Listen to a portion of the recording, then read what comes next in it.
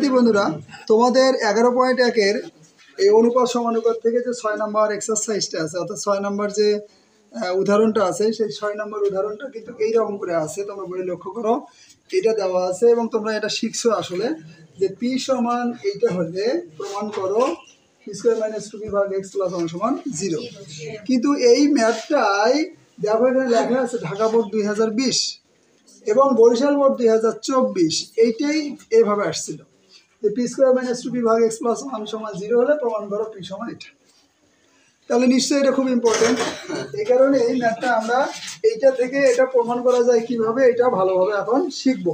এবং তোমরা যারা 2026 সালের এসএসসি ব্যাচ আছো তাদের জন্য কিন্তু এই চ্যাপ্টারটা অর্থাৎ 11.1 এবং 11.2 খুব খুব খুব খুব খুব ইম্পর্টেন্ট। হ্যাঁ, বলে রাখলাম। তো এখানে আমরা লিখি যে গিভেন মানে দেওয়া আছে পি স্কোয়ার মাইনাস 2p ভাগ x plus 1 equal 0।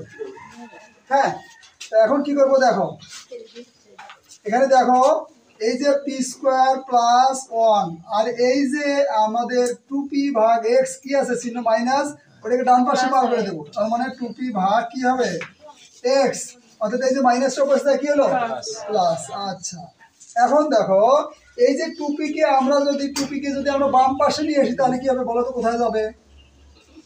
P square plus 1 এটা কোথায় আছে? উপরে। তাহলে কোথায় যাবে?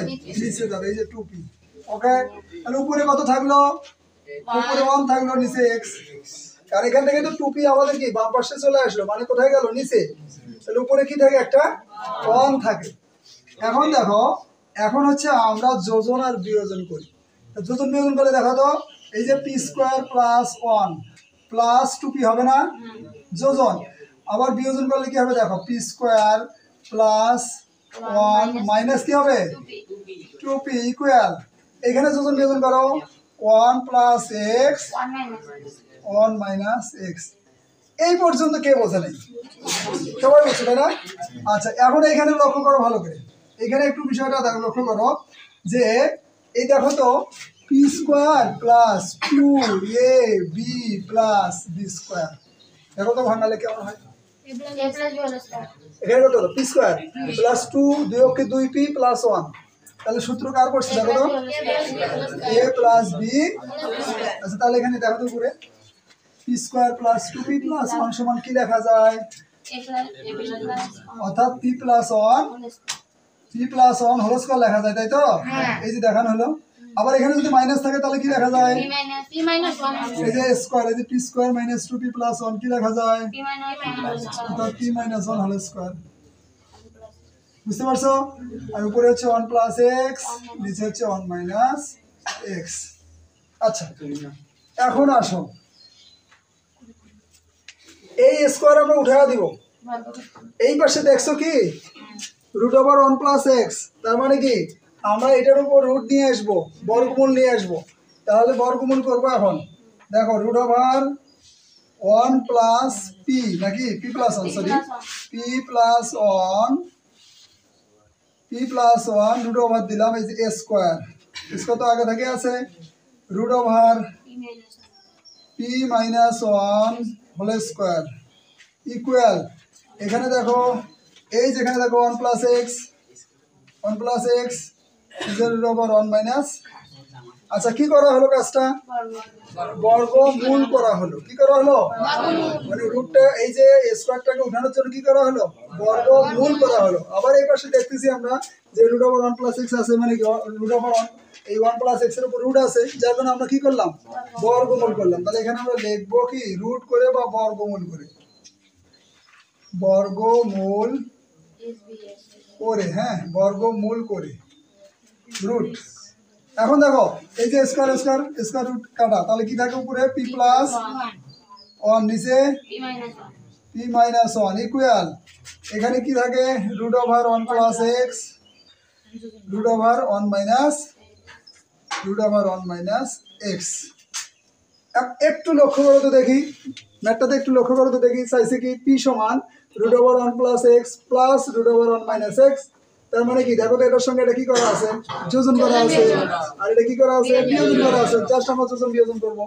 তাহলে দেখো পি প্লাস 1 যোগ পি মাইনাস 1, নিচে হলো পি প্লাস 1 মাইনাস পি মাইনাসে মাইনাসে plus 1 equal root over 1 plus x plus root over 1 minus X root over 1 plus x minus root over 1 minus x. Side note দাও, যোজন বিয়োজন, যোজন বিয়োজন, যোজন বিয়োজন। এখন দেখো এই যে 1 1 গেল, পি পি গেল, তাহলে উপরে কি থাকে 2p, নিচে কি থাকে 1 1 2 ইকুয়াল কি থাকে এই যে 1 plus x plus root over 1 minus x, নিচে হলো যা আছে সেটাই root over 1 plus x minus root over minus x. অর্থাৎ দেখো এটা এটা কাটা গেল, তাহলে পি ইকুয়াল কত, root over 1 plus x plus root over 1 minus x ভাগ root over 1 plus x minus root over 1 minus x. আসলে কি বের হয়েছে? এইটা কি বের হয়েছে পি সমান? তাহলে আমরা লিখবো প্রুফড।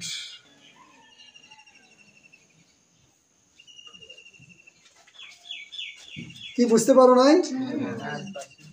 তো এই ম্যাথটা কিন্তু আসলে এসএসসি পরীক্ষায় বিভিন্নভাবে ঘুরিয়ে পেঁচিয়ে আসতে পারে, ঠিক আছে, বিভিন্নভাবে। ঠিক এটার অনুরূপ আর একটা ম্যাথ আছে তোমাদের, সেটা হলো কত নম্বর, 11 নম্বর। 11 নম্বরটা যেটা দেওয়া আছে ওটাও ঠিক ওইভাবে উল্টাভাবে আসতে পারে। তোমরা আজকে 11 নম্বর ম্যাথটা উল্টা দিক দিয়ে করবা, উল্টা দিক দিয়ে এভাবে প্রমাণ করার চেষ্টা করবা, দেখি পারো কিনা। ঠিক আছে, সবাইকে ধন্যবাদ।